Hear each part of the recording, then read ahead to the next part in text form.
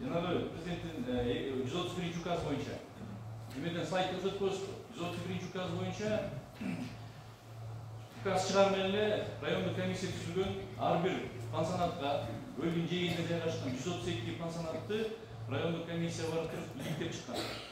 Бул мониторинг кылганбыз. Ар бирине кирип, ар бирине жана расписканы көрсөтсөңүз кол койгондугу боюнча мониторинг аркылуу. Мындай кылып ар бир кишиге жана пансионатта үстүндө 131 указ боюнча, астында 150 указ боюнча. Мен ушул президенттин указынын чыккандыгын мен уктум, мага жеткизилди. Мен эгерде менин очисткалык курулмаларым эгерде жок болсо курууга, эгерде талаптарда иштебесе аны оңдоп модернизациялоого вада берем. Жана эгерде андай иш алып барбастан 2023 жылдын 1-январынан баштап иштебегенге өз ыктыяры менен макулдугун беремдеп, баардык 132 пансионатка кол койдуруп жеткизгенбиз. Анан бүгүнкү күндө бул жерден экология кызматынын чечкин иш аракеттери керек болуп жатат. Анан бул жерде андай келешек. Мына өткөндө сизге айтып элем, бизден отчет кабыл алганда. Мына жерде азыркы слайдта ушул пансионаттардын обследованиясы, курулмасы барбы жокпу деген жердечи. Бул жерде да бир графа бар, бул пансионаттын канча орду бар деген, канча кишиге ылайыкташтырылган. Ушул жер менен салыштыра келгенде эле бизде пансионаттар менен бир эме пайда болуп калды да. Жанагы салык базасын быйылкы жылда өкмөт тарабынан бекитилген бюджетти 503 миллиардка чыгуу боюнча дагы консолидированный бюджет, ушул жерде да бир топ иштер бар деп ойлойм. Ушул жерде эле биздин мониторинг менен салык кызматынын базасынын өкмөттүн ортосунда бир чоң айрым максаттар чыгып калды.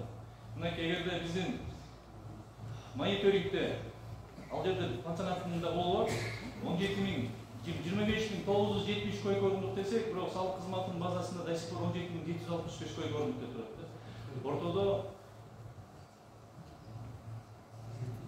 8.205 Şöyle айтсам көрөсүздөр, ошолду ар бир пансионат боюнча маалыматты мына ушу мониторингдин жыйынтыгын тарtibde берсеңиз.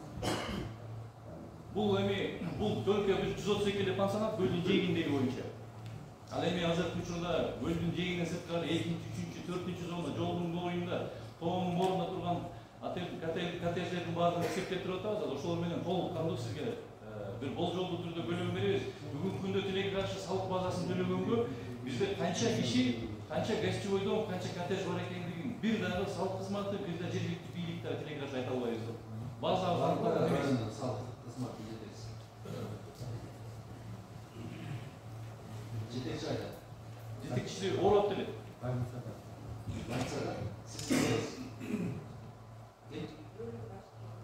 ауырмаса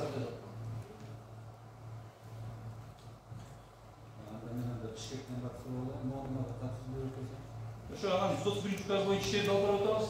Буяктан экология кызматындагы биз өзүбүздүн кыла турган жумуштардын баардыгын кылып, кайсы пансионаттын очистной сооружениясы жок экендиги, кайсынысы талаптарда иштебейт экендигин аныктап туруп, баардыгын экологиялык кызматка өткөзүп бердик. Калгандыгын калган жумуштардын баардыгы өздөрүнүн ыйгарым укугуна жараша экологиялык кызмат алып барыш керек болот. Экология кызматына ким бар? Эмне иш кылып жатасыздар?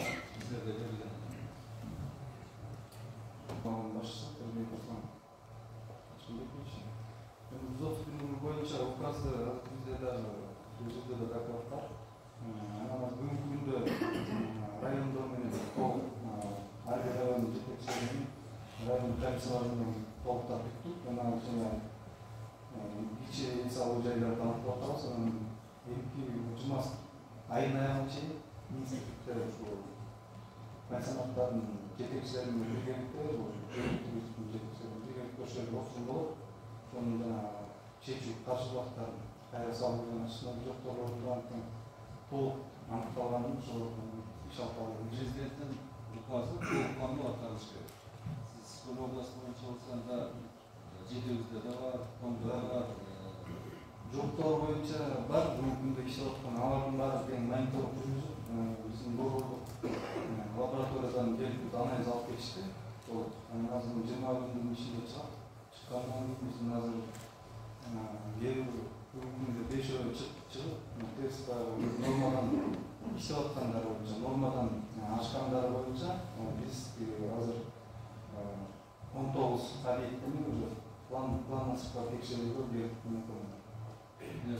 өзүңүздөр көзөмөл багыңыз. боюнча да мага да маалымат берип коюңуз.